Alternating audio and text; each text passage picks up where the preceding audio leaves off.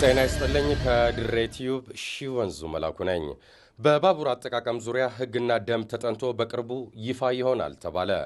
በ5 ዓመቱ የእድገትና ትራንስፎርሜሽን እቅድ በአገር አቀፍ ደረጃ የትራንስፖርት ፍሰቱን ይበልጥ ለማሳለጥ የተያያዘውን እቅድ ማሳካት በሚቻልበት ደረጃ ላይ እንደሚገኝ የትራንስፖርት ሚኒስቴር ገልጿል። ሚኒስቴር መስሪያ ቤቱ የ2007 በጀት ዓመት የ6 ወራት የሥራ አፈጻጸምን ለሕዝብ ተወካዮች ምክር ቤት አቅርቧል።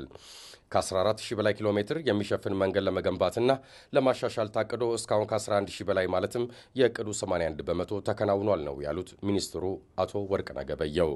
የገጠር መንገድ ተደራሽነት ወይም ዩራፕ አፈጻጸም ዝቅተኛ መሆኑን የጠቆሙት ሚኒስትሩ ለዚህም ክልሎች ህብረተሰቡን አደራጅተው በዚህ ፕሮጀክት ላይ በማሳተፍ ረገድ እጥረት ነበረባቸው ብለዋል።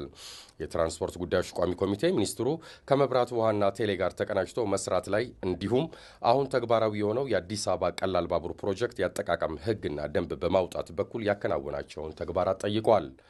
ከአጋር ተቋማት ጋር ያለውን ቅንጅት ለማጠናከር ኮሚቴ መዋቀሩንና በአጠቃላይ በባቡር አጠቃቀም ዙሪያ ህግና ደንብ ተጠንቶ በቅርቡ ይፋ እንደሚሆን ሚኒስትሩ አቶ ወርቅነህ ገበየሁ ተናግረዋል።